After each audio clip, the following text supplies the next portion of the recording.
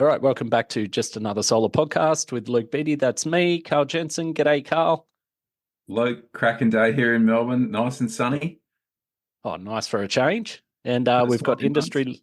industry legend Nigel Morris. How are you, Nige? I'm good, thanks, Luke. G'day, Karl. Good to be back. Good to have the trio back. We've got the trio back, and we had Jess MacPherson last time, and Jess will be dropping in too soon with a new segment. We haven't named the segment, but we'll jump into it a bit later on. We've got a huge guest on today, a good friend of the show. A couple of news things. Nige, you know The Simpsons, how they always talk about how The Simpsons predicts the Trump presidency and all this sort of stuff. Always on the money. Always predicts it.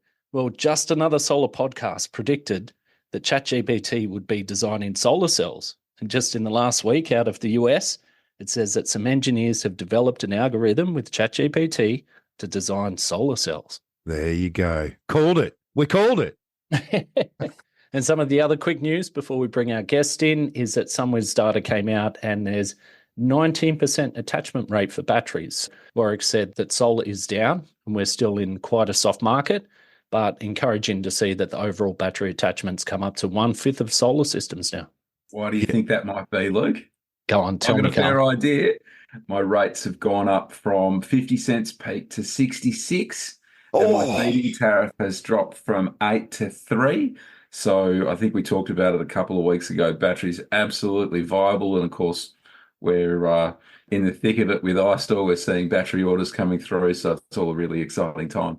That fits with what we're seeing too. You know, the demand that we're seeing for people to control loads and you know that really complex stuff that people want to do to avoid those big tariffs, whether it's the wholesale trading stuff is a really big one for us with Amber or other similar kind of wholesale trading stuff, and more inquiries for people who, you know, had a small solar system and have upgraded and added some more solar and added some more batteries. And now there's this complex world of everything that's got to be done. And so we're seeing the same thing. And I think the more energy prices just keep moving the way they are, the more of that stuff's going to come. And just briefly, Nige, talk to us about CSIP in Victoria. Yeah, that's so Victoria's got their backstop mechanism coming soon. They're doing it via the CSIP protocol, which is the Common Smart Inverter Protocol. That seems to be the one that's being adopted nationwide now. It's also used for EV charger control in Queensland. Some good progress for us. Last week, we actually got ticked off and approved with one of the DNSPs down there talking to their server. As we know, they were supposed to launch in July. They pushed it back to October. Their servers weren't working, but now at least one of them is working, and we've got the approval on that. So, you know, it's going to be October 1st before we know it. And so, you know, everyone's going to need to have a solution that allows them to do that backstop, and then dynamic control will follow pretty soon after, we suspect.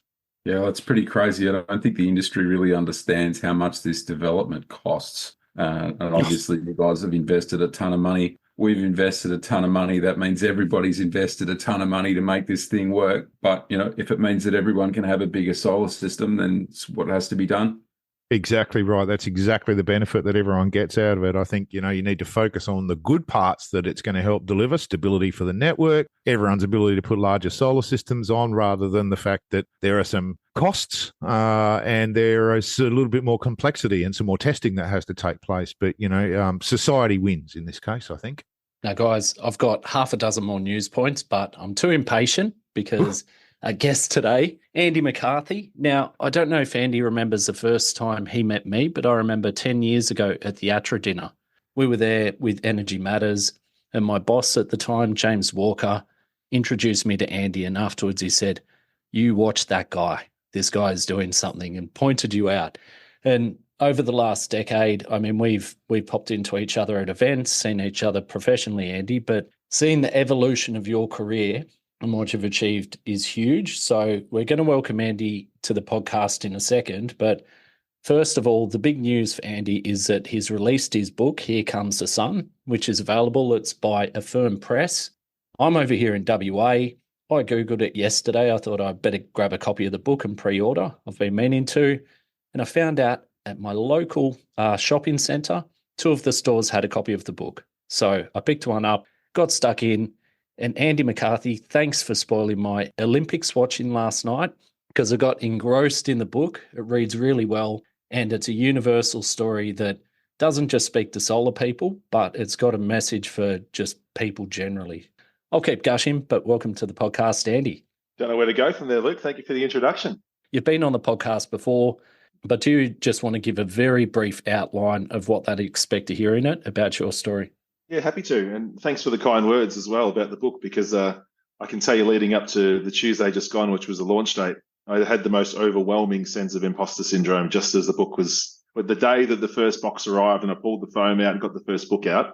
And yeah, I had this feeling of dread that maybe it wasn't interesting, that I was a narcissist for even thinking that I should write a book and people would spend money and time to read it. So yeah, it's lovely to hear those kind words. I really appreciate that because it's the scariest thing I've done since I started a solar business in coal country. So just a little bit about our journey. I suppose a lot of your listeners are familiar, but for those that aren't, I purchased my first solar panel as a 19-year-old from some shyster at BP Solar, I think, who might be even listening into this podcast or even potentially on the podcast, Nigel Morris. Shyster. I remember collaring you a couple of years ago, Nigel, and saying, you ripped me off. I bought a solar panel off you, an 80-watt solar panel. You charged me $800 for it. In 2001, I should point out. And then you said, how much did you sell it for? I said, $1,100. Exactly. Yeah. So that was my very first experience in solar as a 19-year-old was purchasing a solar panel to charge a battery and helped the customer, went out into the field and installed it for him. And then the whole thing lit up. And for me, that was it. I found my purpose from that moment on. Won't ruin the whole start of the story in the book, but I was a very troubled child. I was in a lot of trouble with the school and kicked out of home and with the law as well. So I was heading down a pretty undesirable path and very directionless. And having suffered with ADHD in the early 90s as a teenager, it wasn't very well regarded or respected as a learning difficulty or an illness of any kind. So I was really just seen as a troublemaker. And so, yeah, after spending years of sort of feeling I didn't belong anywhere and didn't really have a wolf pack, it was a pretty awful feeling. I was beaten and bullied relentlessly as well. So, for me at 19, finding solar and this mission was sort of my salvation, to be honest. It's not putting too fine a point on it to say that it took me on the right path in life and it might have ended up very differently. So very grateful for the mission I've been on and thoroughly enjoyed every part of it. But moving to the Latrobe Valley in 2010, when I felt like the world really got it and we're all transitioning, everyone was on board. It was a very different story in the Latrobe Valley at the time, which is obviously dominated by coal-fired power stations. And I came down and realised that my attitude that I brought from the inner green belt of Melbourne did not fly in the valley. And had some really challenging times, a lot of ridicule and a lot of scorn, complete dismissal of everything that we believed in about this renewable energy future. So I pretty quickly had to realise that my approach and my attitude was going to have to change to bring people on the journey. And after all of that, you'll read about it in the book, but several years of setbacks and giving up at one stage even. And we did go on to build one of the larger employers in the country. And fortunately, in late 2019, we were lucky enough to be acquired by RECV, and the rest is history. One of the things that stands out is your vulnerability, even mentioning imposter syndrome and some of the challenges you've had where even physically you've found it hard. How did you find it actually sharing that at the time when you were writing it? Did you find it hard being that vulnerable? Yeah, I did because around about 2018, I got to the point where I'd been just running and I hadn't had a decent break in 10 years. And I thought that I was more resilient, had more hustle than the average person. So I kind of used it as my fuel to try and change the world. But like the elastic band that keeps on stretching, eventually it kind of snaps back. And that's what happened to me in 2018. I had a very swift and violent downfall when I took my first break in a long time. And it just triggered a whole wave of these issues, these panic attacks for some time. And you'll read about it in the book. And there's some things that I didn't even feel comfortable enough to go right into detail in the book because it was just too visceral. That even writing about it at the time was quite uncomfortable. But the more I thought about it and the longer I went on closer to publication date, I thought, no, you know what? I need to put it out there. I need to tell people what it's really like sometimes because, you put this Instagram or LinkedIn view of your life and your business and your world up there and everyone just goes, oh, wow, it looks amazing. Like how much fun does that look like? Teslas and overseas trips and conferences and whatever. But, when the lights go out, as a lot of us know, it's a very different story. And I just thought it was time for people to understand that this is what it's really like sometimes. And being passionate and driven is fantastic, but it's also very dangerous sometimes because it's a very selfish pursuit sometimes. It certainly affected my ability to be a good functioning husband and father at times. And when I did have my fall off the proverbial cliff, I placed a lot of pressure on my family, my wife, my staff, and that's really unfair. So once I got through the rebuild and I felt physically able to talk about it, I thought it's time for me to shift my mission in a certain way and just make sure that I put a really honest version of the story out there so that people can understand, firstly, that it's not always beer and Skittles, although it may appear that way. And secondly, maybe if I can grab someone at a moment in time where they might be heading the same direction, they might make some better choices as a result, and hopefully might change their life in some way. Certainly changed our life while you were on holiday, Andy. Obviously managing to take the family on a around the world tour that lasted about a month or more. That was fantastic for us and a great inspiration for our family to work towards an adventure like that. That was great. Really enjoyed it. It was actually 6 months. Yeah, so the first month, it took me the first month to relax. 6 months, so I'll compress it to one. Yeah, no, look, it was time. I'd done 10 years as the CEO and founder of Gippsland Solar, 3.5 years as the CEO and managing director of RECV Solar. All the acquisitions that we made, all of the stress and strain of being in that corporate world and managing the team through that period. Yeah, I suffered a lot, but I also subjected my family to a lot of suffering as well. So the day that my contract ended at RECV, as much as I loved everything they'd done for me and had so much respect and still do for RECV, it was just time, Karl, and time to invest back in the family. So we just dropped everything. Cal took 6 months leave without pay, took the kids out of school, and we followed the Tour de France in a motorhome and watch people getting gored by bulls in a balcony in Pamplona and all of those things. And I wasn't allowed to run because my kids were watching, and we didn't really need that to be the lasting memory of the trip. me getting a horn up my backside. But it's certainly a good chance to reset and reconnect as a family, because as we all know, it's pretty hard and pretty lonely for our families out there sometimes when we're so driven. That's so true.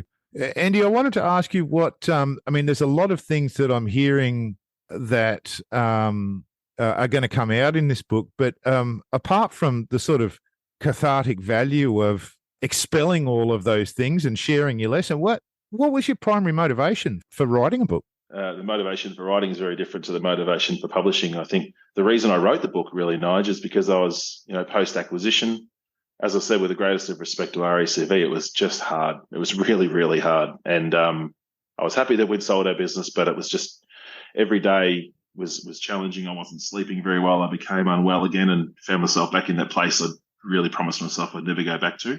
And then someone said to me, well, the cheapest form of therapy is really just to get your thoughts down on paper and start putting it all out there. And it's amazing, like after 12 months of really deep stress in my life, the minute that I started writing of a night time when the kids went to bed, all of a sudden I could sleep. I had clarity. I was a better leader. So regardless if anyone's ever going to publish a book or put this story out to the world, I encourage you, if you're feeling like that, just start, whether it's a journal or a book like I did, just get it out there. And it's amazing how cathartic that can be, and better than spending $300 an hour sitting on a couch somewhere talking to someone about it. So a large part of it about it for you was healing yourself. It was healing. I had zero intention of publishing right up to the point when I finished it. Never intended to publish a book. It was never on my bucket list.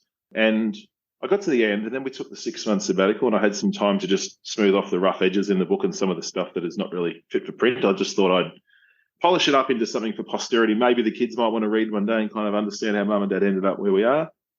And then I sent it to a friend of mine who had helped me to get started. I had the flashing cursor, chapter 1. What do I do now? She helped me through that. She'd published a few books herself. And I said, thanks for your advice. Got through the book. Here's the manuscript if you're interested. And then she came back a couple of days later. She's like, Andy, you have to send this to a publisher. She said, I love the way you've written this story. I love everything about it. Send it to a publisher. You've done all the work. And I thought, well, all they're going to do is say no. And so I found the best publisher I could find, went around the submission process because it didn't seem like the way to get noticed. I emailed the managing director of a firm press straight up with a Word document, said, sorry, not sorry for subverting the process, but here's my story. If you'd like to chat, let's do it. If not, thanks for your time. And then Martin from a firm press came back 5 days later and said, mate, I've just read this thing cover to cover in one day, and I love this book. I want to publish it for Father's Day next year, so let's roll. I was like, well, here we go. Now, you mentioned some of the stories or some of the incidents that happened that you left out because it was challenging and too visceral. You also left out some really good stories and good stuff too, I'm sure. So how did you determine what made the cut? Because, Andy, you've been one of the very fun people in the industry. I mean, you're super professional, you've built business, you've done amazing things, but when we've crossed paths, you're also, this charismatic, fun, extroverted guy. So I'm sure there's a lot of good stories you left out. How do you determine out of those stories which ones make it and which ones don't? Well, I think it was really all about trying to get the balance right. I mean, I'm very fortunate to have so many friends across this industry and so many incredible memories and the times we've shared together. But if you go and put all of them in there, it's pretty self-serving and pretty narcissistic, really. So for me, I just didn't want this to be some sort of valedictory tour of my career and my journey and make people, think, gee, he's a bit of a tool, really. He's on reasonably good terms himself. So I think there's a balance. I do think that people need to understand that, yes, it was fun. Yes, we had a lot of good times, but I was more focused on letting people know what it's like when the lights go out and the pressures that come with being a leader, the loneliness that you can feel at the top sometimes. I feel like that's more valuable. And a lot of the stories, the positive stuff, some of us are always not fit for print, Luke. So, you got to be careful. That's right. But do you think there's a tendency with people like yourself who are high achievers? And like I said, you're very charismatic and very much out there. And you speak about in the book how you have ADD and at one point ADHD, and at one point that was medicated, but that wasn't so helpful for you. So you've navigated life not being medicated for ADHD. But because it's so much out that way, do you think maybe that means that when the pendulum goes the other way, you're going to go through potentially harder times? Yeah, there's a lot in that about the neurodivergence piece. And I really have discovered this passion specifically in this area now, Luke. And that is ideally, at the end of the day, that's why I sort of decided to focus more on that than the wonderful times that we experience along the way, because I feel like there's more value.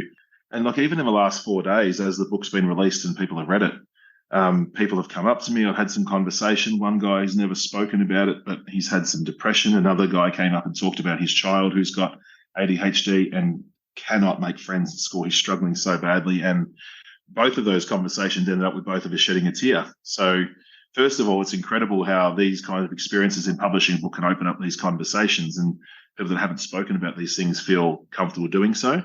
But primarily for me, I just want people to understand, particularly with ADHD, that like, yes, it feels like the world doesn't understand you. You don't belong. Like, I understand how horrible that feels, especially as a 13, 14-year-old, but you can't just medicate your way through it and try and lift up the troughs, because you miss the peaks. Like, you miss that stuff that makes it such a special condition as well. It's a superpower. It really is. And I've done a podcast about this through us, and I believe people with ADHD are the ones that can change the world. They just need to find a way to channel that energy and that focus, and you can achieve incredible things once you find a way to channel it. So I don't want people to lose sight of that along the way, because it is scary and lonely along the way, but it can be your greatest attribute.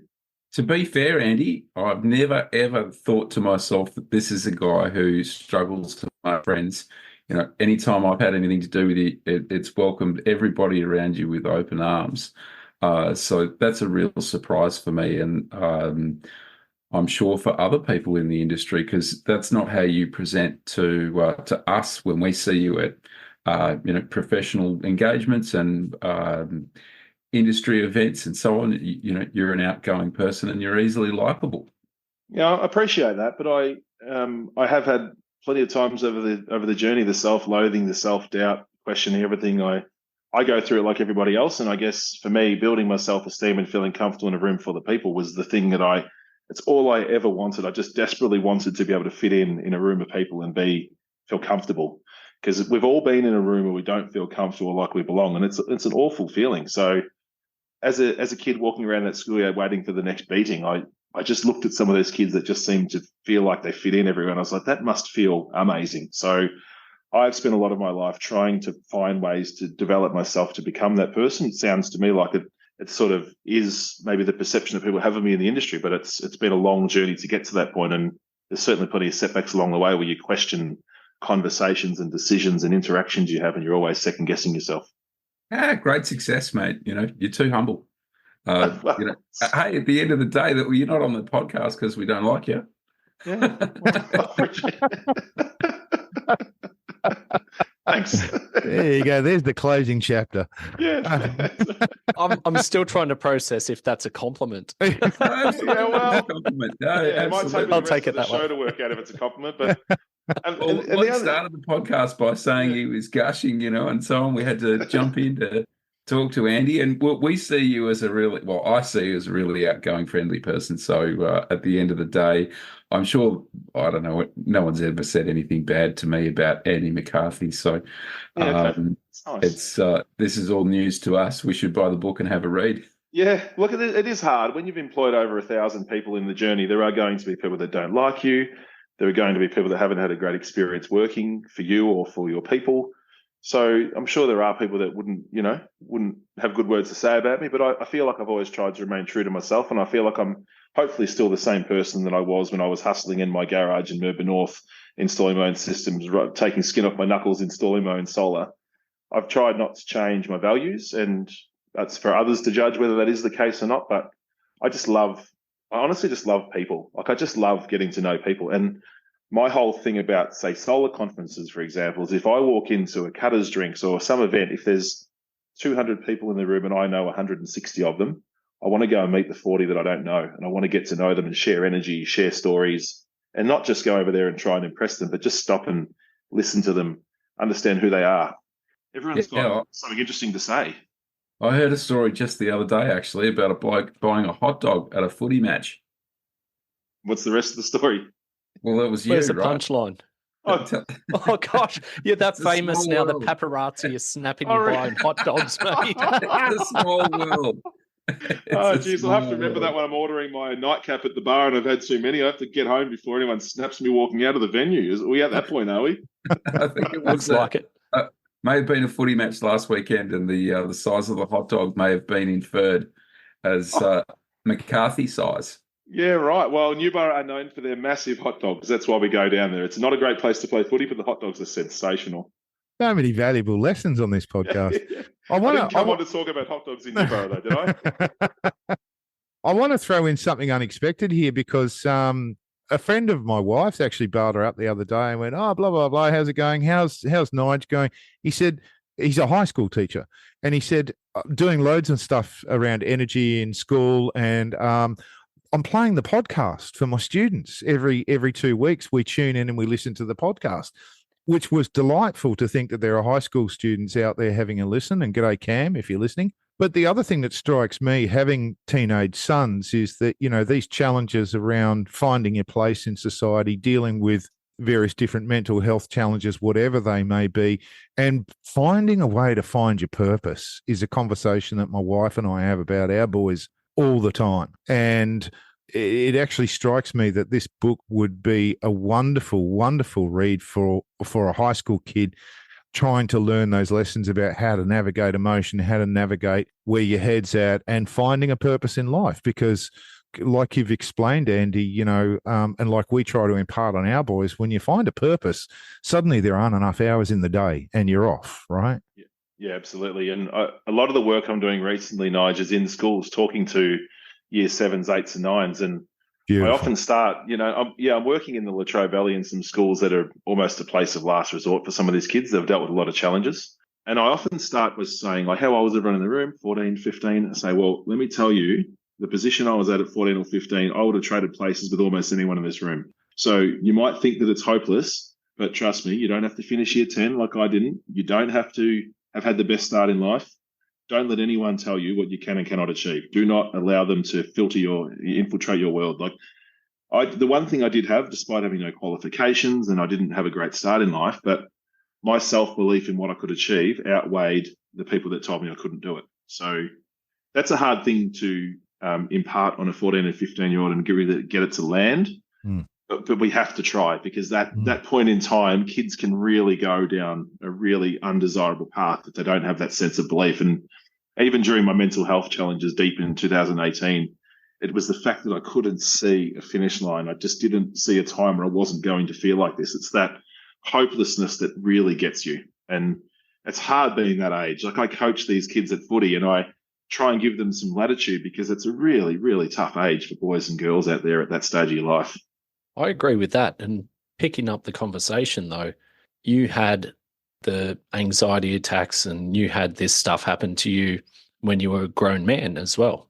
So there's the issue of being a teenager, trying to find your place, coming through a lot of challenges. But then there's, let's use your example. A lot of our listeners are small business owners or solar installers or working in those businesses. And you were set for a long time, even pre-RACV, people would look at Gippsland Solar and say, this is a model business. Andy's killing it. We see Andy all over the place with a smile on his face. So I think there's as much a message, yes, for the younger person, but for the business person and the person who's struggling a little bit further down the track as well. Really, it sounds like you'd have a message to yourself in 2018, even 6 years ago, that if you could go back to yourself, what would you say? I suppose everything's going to work out really well. You're just going to have to stick with it. But would you have any other message for yourself there? Because I feel that this is going to speak to a lot of people who listen to the podcast as well. Look, it's a lonely place out there. I'm sure this is not unique to the solar industry, but it does feel like a particularly challenging and lonely place sometimes for small, medium, even large business owners. As the challenges are different, but they're no less significant. And really, like it's a bit of a cliche, but my primary advice to people is just surround yourself with people to lift you up. Like that's the way to get through these times. And I've been so fortunate. I mentioned the solar cutters thing earlier because it was really just designed to be a bit of fun. And whenever else drink some espresso martinis, get some supplies to pick up the bill at the end of the night, which we did. But it became so much more because all of a sudden I found that some of my best friends in the industry are actually people I compete with week in, week out. But there's more that unites us than divides us. And, even the solar gain guys, we compete in some areas of the market, but it doesn't mean that we're not out there same as them, just trying to employ some apprentices, put food on the table for our family, trying to find our place in the world, trying to make the world a better place. Once you start humanizing your competitors in your industry, you realize that there's a lot of other people around you that are facing the same challenges. And if you lift each other up, life becomes easier, business becomes easier, and I think things become more enjoyable as well. Very well said. Well, now at this point, we're going to go to a new segment. We're going to bring Jess MacPherson back. G'day, Jess. Hey, guys. How's it going? Pretty good. Now, we're just going to spring this on Andy, really, that Jess and I were communicating. You came up with a bit of an idea. So really, Andy, we're going to hand you over to Jess and she's going to put you through the ringer. Wish you the best of luck. Do your best, Jess. What's this called? Is this 5 minutes with Jess or through the ringer? Jess's messes? Hold my beer. Hold my beer. Come on, Jess. Depends on how well this goes. But have you named it, Jess? Hold my beer is pretty appropriate. I'm not going to lie.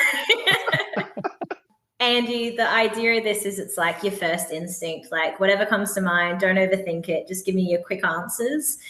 There's largely solar, questions with a solar twist. But yeah, you ready? No.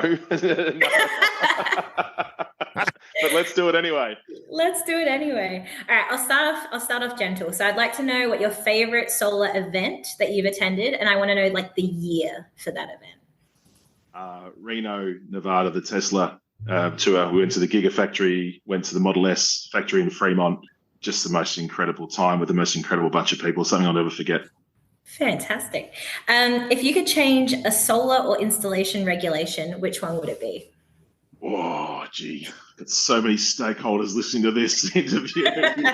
First thoughts. No, I think we've gone way too far towards the striving for 100% compliance in every facet, and we've lost the bigger picture.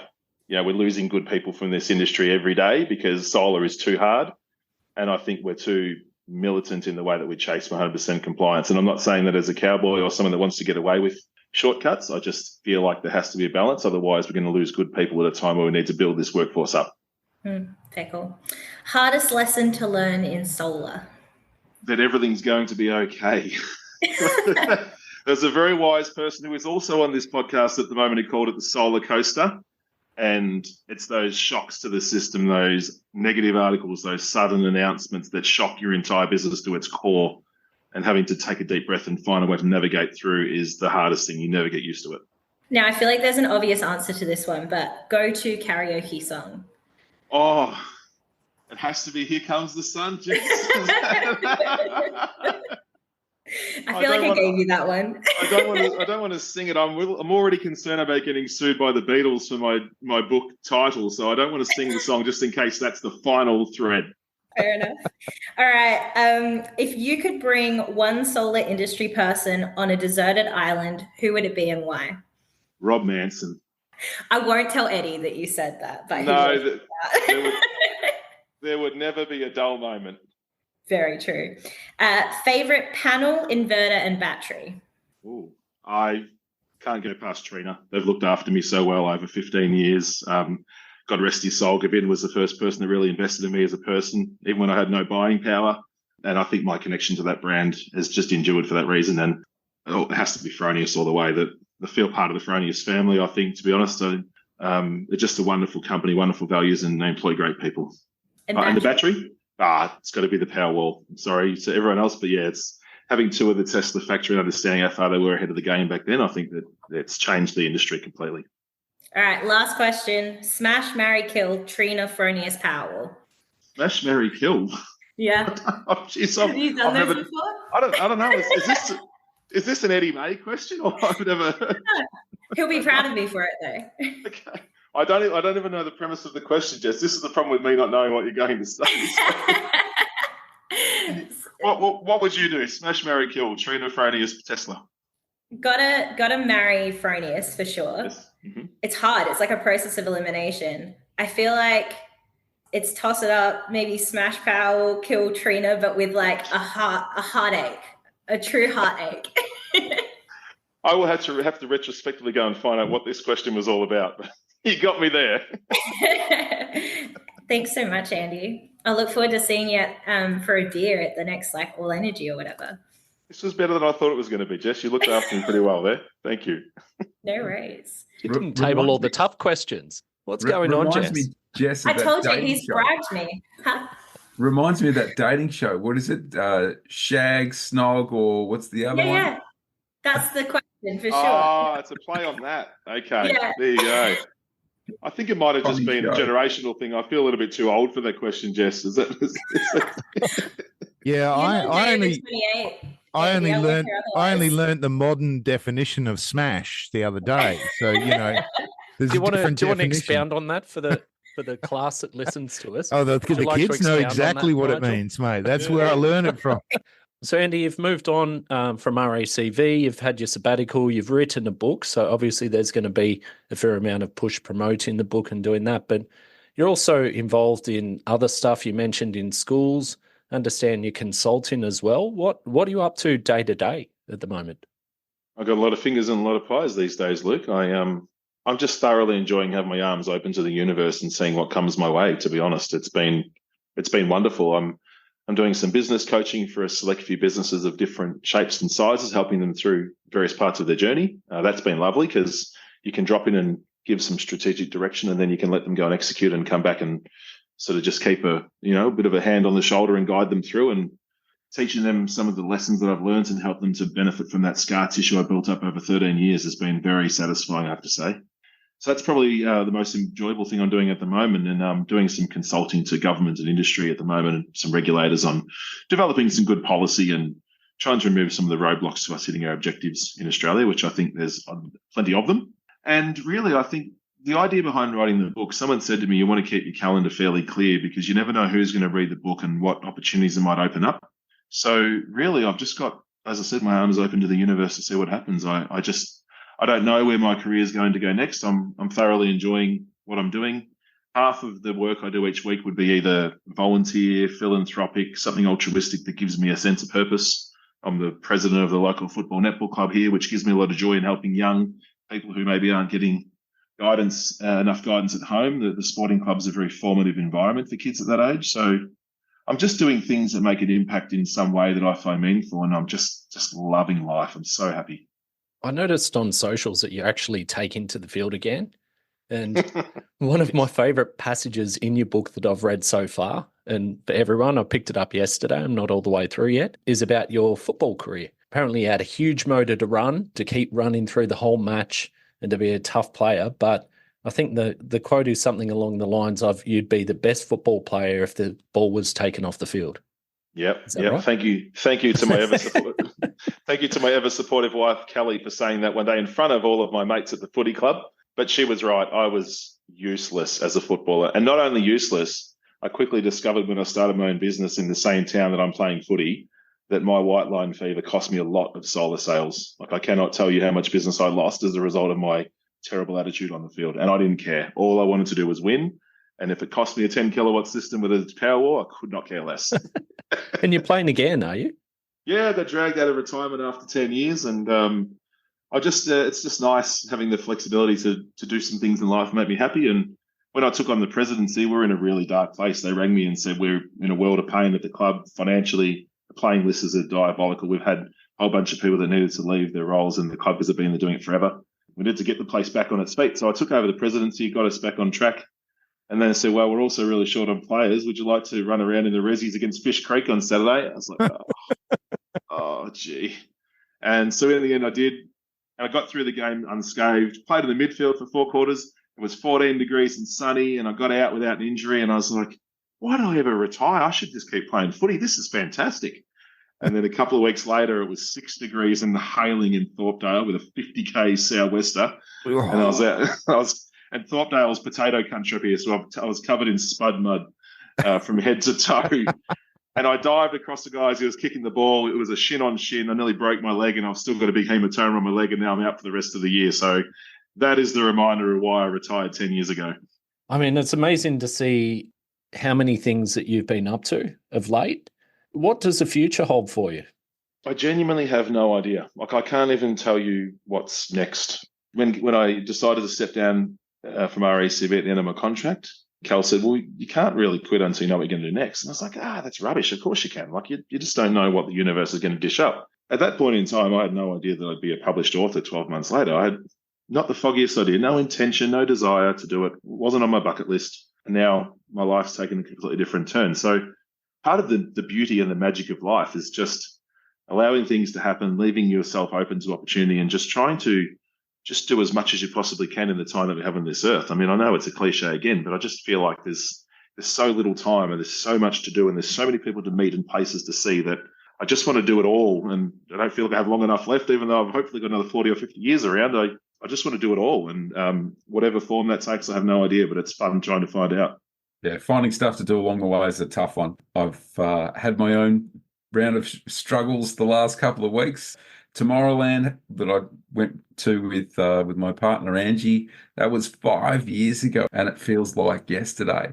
And of course, there's not that many more 5-year intervals where you can go out and do those sorts of things. I just don't have regrets either. Like I don't want to try and stimulate a mass resignation, but if you're not happy with what you're doing, you're going through the motions, you're not getting value or stimulation out of whatever you're doing, then mix it up. You can do anything. You could write a book. The whole world is just open. We have so much more opportunity available to us than what we sometimes allow ourselves to believe. So when we would try to take 6 months out of life in our early 40s with a 12, a 10, and an 8-year-old, with all the business connection, with all the financial and legal paperwork we're in the middle of, Karl had a job. We had 7 volunteer roles between us. And Karl was like, we can't just take 6 months off of this. I was like, why not? She went through all the barriers. Why not? So we can do that. We can do that. And by the end we got the end of a list, and I said, so we can actually do it. It's just really hard. So if anyone's ever thinking about doing something like that, I'm not tone deaf. I understand it's not that easy for everyone just to take 6 months off work and travel the world, but you don't have to be financially secure or comfortable to do a lot of things. It's just about having the courage to step out of your comfort zone and say, like, what's going to make me happy, and what will I be proud that I've done when I look back at this latter years of my life. It's an interesting contrast to other people who talk about, one day I hope to sell my business, get my payday, and then I'm going to sit on a yacht somewhere in Indonesia and I'm going to relax, and I'll finally have made it, that I no longer have to worry about pay to pay. I don't have to worry about this stuff. So I've spoken to so many people who have small businesses that have that as their pinnacle. That would be the ultimate achievement, to sell the business, to retire, to just live the leisurely life. But you seem to be doing something very different to that, and it seems to have a lot more meaning to it. I just don't know what I'd do. Like, I'm not motivated by money. I still live in the same house. I still drive the same car. I still wear the same clothes. I just don't know why that would be satisfying. I just love being able to, like, I probably put 40 or 50 hours a week into the football netball club and my other volunteer roles, because I just love it, because it just makes me happy. It immerses me in this community. I just get so much joy from all the relationships I'm building. And the fact that I can do that without having to worry about the fact that I don't get paid is probably the thing that makes me the happiest. That's the only good thing about having money, is not having to worry about it. So I don't think it should ever change people's values. It's nice to build a successful business, but I did it because I wanted to look after people. I wanted to meet good people and give them an opportunity in this industry to flourish, and watching them go on and be well paid in their own right, and to be able to keep living in the Latrobe Valley or in regional Victoria and have these really good jobs and build a house and have a family and not have to move to the city. That's the stuff that really lights my fire. And I think that's the legacy, I suppose, of our business, not the price tag of the business or our financial position. I just don't think that's as interesting. It's interesting you should say that. So one of the people that helped set me up in this industry was Adrian Narono from Fronius. And, of course, one day out of the blue, he says, that's it. I'm packing up and moving everything to the States. I want to have a crack and see what that's like. That's always something that's sort of appealed to me. What does it look like if we just pack it all up and go to America? And, of course, I think outside of Jack Long, not many people have heard from him. So I guess he must be doing all right. Yeah. Well, I've heard from him because he's one of the 12 people that wrote an endorsement in my book, actually, Karl. So right. Yeah. I've always admired Adrian's, his approach to life as well. He's one of those people I met early that made me feel that the world is everyone's oyster and we can achieve anything we want if we believe in it. So I take a lot of motivation from him, and also from Keisha, his sister, who's just an incredible contributor to this industry, and she's moderating my book launch on Wednesday in Melbourne, and just a wonderful family that make you feel eminently positive about our future. You mentioned the book launch. Do you want to give details of that? I'm a little bit reluctant because the Melbourne event's already got 140 RSVPs in a little bookstore in Carlton. So I don't know what we're going to do, but we'll just work it out on the night. But I'm having 2 book launches. So the Melbourne launch is on Wednesday, the 7th of August from 6:30 to 8 p.m. at the Readings bookstore in Carlton. And then 3 days later on the 10th of August, we're having the Gippsland book launch at Momo Cafe in Traralgon, which is more of a celebration of Latrobe Valley and Gippsland, and a lot of my former employees turning up for a bit of a hoedown afterwards, and it'll be a lot of fun as well. So I've put over 1,500 hours into this book project, not even including the driving around and delivering the books and just in the writing and editing process. So there was times where I thought I wouldn't finish a book and would never publish it, but now that I have, this is a really, really fun part of the journey. So you mentioned before we started recording that you're actually posting out some of the books yourself, 50 odd. So it's pretty much like Amazon at the start. Yeah. I have been sitting here this morning with a coffee and a mint slice, and I sat down and wrote 20 personalized notes in books, and then put 20 books into those little red Australia Post satchels, Post Anywhere in Australia, for $11. And I'm just going down to the post office like the bloke in his garage in Mervynhall back in 2010, doing everything myself with no employees. You've come full circle. I have. And I remember it being a lot more fun than this, to be honest. It's a lot of work when you're sitting there just writing it all out bit by bit, but it's fun. That's good, mate. Now, we don't have time for much more, so I'm going to go around the group first and get some last comments as we go. So I'll start with you, Nigel. I got one that I want to throw in. Huge shout out to Barnaby Joyce, twerp that he is. Apparently this week he called the renewable industry new high, I think, for him, or new low, perhaps. An industrial swindle factory, amongst many other things. Full points to him for making his bullshit creative. And I think he was talking about loading magazines and inciting violence against the renewable industry. Oh yeah, he's playing the Trump playbook on how to inflame and get in newspapers endlessly these days. But his vitriol towards the renewable industry is just next level. It's gone to a whole new level that even I hadn't seen from him before. I think Keith Pitt could take a feather out of his cap, actually. I think maybe we could parachute Andy in there into New England, and he can do exactly what he did in the Latrobe Valley. That'd be awesome. All right, and last comments, Karl? No, I've got nothing for you, Luke. It's been a great episode, and it's always fun having our friends and colleagues like Andy, who's been around for so long, on the podcast. Another one of those times where we're properly humbled by the people that are amazing guests. And the amazing Jess MacPherson, do you have last comments? Oh, thanks. Yeah, well, I just got to say, Andy, as one of the young, driven, passionate people in the industry who sometimes feels like I don't care about the things that I probably should, you're an absolute inspiration. And I'm very, very grateful that you've shared your story, because I personally am looking forward to nicking Eddie's copy of your book so that I can give it a read. I really, really look forward to it. Andy McCarthy, do you have any last comments before we wrap it up? I just would like to say thank you to everyone for their support. It's been the most incredible week. I'm very, very tired. I've done a lot of kilometres, had a lot of phone calls, messages, people sending selfies of the book. I'm just so humbled myself for how supportive people have been. I really felt reluctant to even put this book into the world, but now that I've done it, I'm glad, and I hope it will open up some conversations that are long overdue for many people and just help us to be a little bit kinder and understand how other people might be feeling in their lives, and just make sure we all lift each other up, because this is a very, very powerful mission that we're on. And if we can all hold hands and do it together, then I think that we're going to create a better and prosperous future for our kids. Well said, mate. And all you listeners, you can get a copy of the book. You can put it into Google. So it's with a firm press. It's Andy McCarthy's book, Here Comes the Sun. Also, it's stocked by a number of other people. As I said earlier in the episode, I easily found a couple of copies locally here in WA. So I'm sure you can get hold of it, or you can jump online, order a copy. And it's an important message. I think we look at Andy as one of our own, one of the soul industry. But this book and this message is truly universal.